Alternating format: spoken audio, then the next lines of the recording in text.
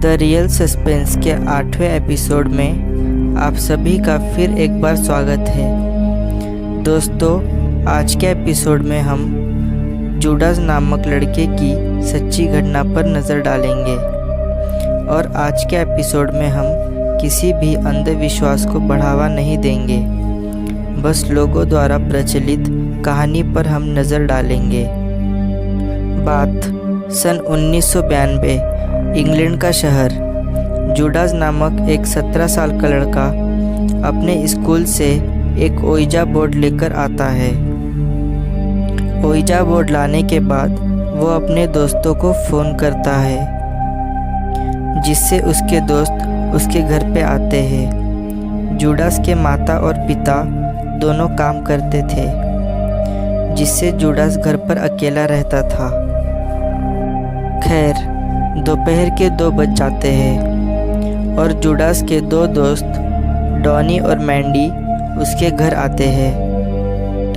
आने के बाद वो तीनों मिलकर उस ओइजा बोर्ड को एक कमरे में रखकर घर के सारे पर्दे, दरवाजे और खिड़कियां बंद कर देते हैं, जिससे घर में पूरा अंधेरा हो जाता है। जूडास 3 कैंडल लेकर आता है और उन्हें जलाकर ओइजा बोर्ड के पास रख देता है।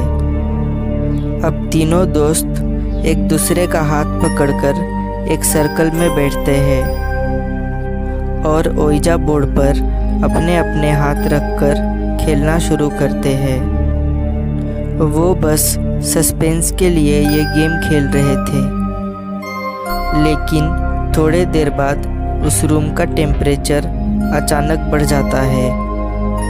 लेकिन उन्हें लगता है कि घर के दरवाजे और खिड़कियां बंद होने की वजह से रूम गर्म हो गया है। काफ़ी वक्त हो जाने के बाद जूडास तंग आकर अपना हाथ ओइजा बोर्ड से हटा दिया और बोला, यह सब सुनी सुनाई बातें हैं। यह मुझे पता था। ओइजा बोर्ड से भूत को बुलाने का आइडिया बेकार है।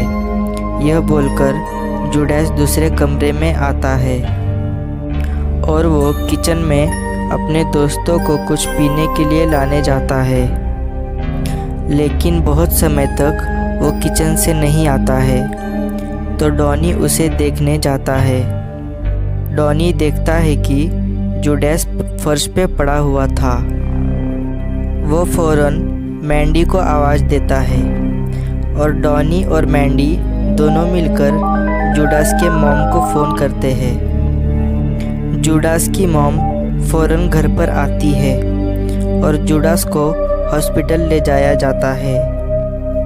हॉस्पिटल में डॉक्टर जूडास को इंजेक्शन और कुछ टैबलेट देकर छोड़ देते हैं। जब जूडास की मॉम डैनी और मैंडी से पूछती है तो वो उसके मॉम को कुछ नहीं बताते हैं और शायद ये उनकी एक बड़ी गलती साबित होने वाली थी। खैर, अब 3 से 4 दिन बाद जूडास के मॉम और डैड को जूडास के बदलते स्वभाव पे शक आने लगा था। जूडास के कमरे से रात को आवाज़ आना, जूडास का हर दिन नॉनवेज खाना और एक ही जगह पर घूरते रहना, यह सब बदलाव देखकर जूडास के मॉम को जूडास पे थोड़ा शक आने लगा था। वैसे ही एक दिन जूडास नहाने बाथरूम में गया और काफ़ी देर तक वो बाहर नहीं आया। जूडास की मॉम ने उसे आवाज़ दी, लेकिन बाथरूम से कोई जवाब नहीं आया। जूडास के डैड जब बाथरूम का दरवाज़ा खोलते हैं तब उन्हें जूडास फर्श पे पड़ा मिलता है और जूडास के हाथ और पैर दोनों एक दूसरे से लिपट चुके हो। वो फ़ौरन जूडास को हॉस्पिटल में एडमिट करते हैं और जूडास को चेकअप के लिए ले जाया जाता है। लेकिन चेकअप में जूडास के सारे रिपोर्ट नॉर्मल आते हैं, जिससे डॉक्टर को भी जूडास का ऐसा अनकॉन्शियस फर्श पे गिर जाने की वजह समझ नहीं आ रही थी। डॉक्टर्स जूडास को 2 दिन के लिए हॉस्पिटल में एडमिट करते हैं। हॉस्पिटल में एडमिट होने पे पहले रात एक डॉक्टर हॉस्पिटल में रात 1 बजे एक पेशेंट को चेक करने आया तो उन्होंने देखा कि जूडास बेड पे से नीचे अनकॉन्शियस गिरा हुआ था और जूडास के हाथ और पैर एक दूसरे के साथ लिपटे हुए थे। डॉक्टर जब जूडास के करीब जाकर उसे उठाने की कोशिश करते हैं तो जूडास डॉक्टर पर अचानक हमला कर देता है और अपने शरीर का जोर लगाकर डॉक्टर को नीचे ढकल देता है। उसका जोर इतना ज़्यादा था कि मानो कि किसी बड़े आदमी ने धक्का दिया है।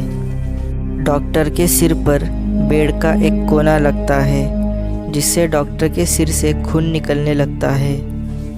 अगली सुबह डॉक्टर जूडास के मॉम और डैड को सारी बातें बताते हैं और अब जूडास की मॉम को सारी बातें धीरे धीरे पता चलने लगती है।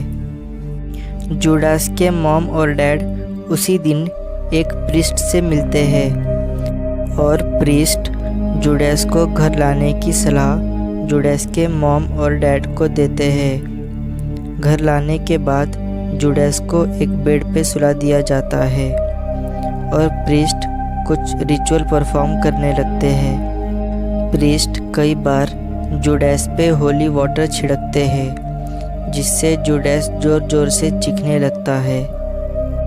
जूडास के अंदर का डिमॉन्स अब प्रीस्ट को उल्टा बोलने लगता है और ये सब कुछ जूडास के मॉम और डैड देख रहे थे। आखिर में जूडास के डैड जूडास के हाथ बेड से बांध देते हैं जिससे प्रीस्ट अपनी एक्सॉर्सिज्म की प्रक्रिया को ख़त्म करते हैं। एक्सॉर्सिज्म की प्रक्रिया के दौरान प्रीस्ट को पता चलता है कि वो डिमॉन जूडास के घर से थोड़े ही दूर के शमशान से आया था जिसकी कुछ ही दिन पहले मौत हुई थी। एक्सॉर्सिज्म की प्रक्रिया ख़त्म होती है और अब जूडास की हालत में कुछ सुधार दिखने लगता है। कुछ दिनों बाद जूडास पूरे तरीके से नॉर्मल हो चुका था। जूडास को सारी बातें आज भी याद है और वो आज भी उन यादों को याद करके सिहल उठता है। दोस्तों, यह एक सच्ची घटना पर आधारित एक कहानी थी जिस पे हम दावा नहीं करते। हमने बस यह कहानी आपके सामने रखा था। इस पे यकीन करना या ना करना ये अपनी अपनी सोच पर निर्भर करता है। तो मिलते हैं अगले एपिसोड में कुछ और मिस्ट्रीज के साथ।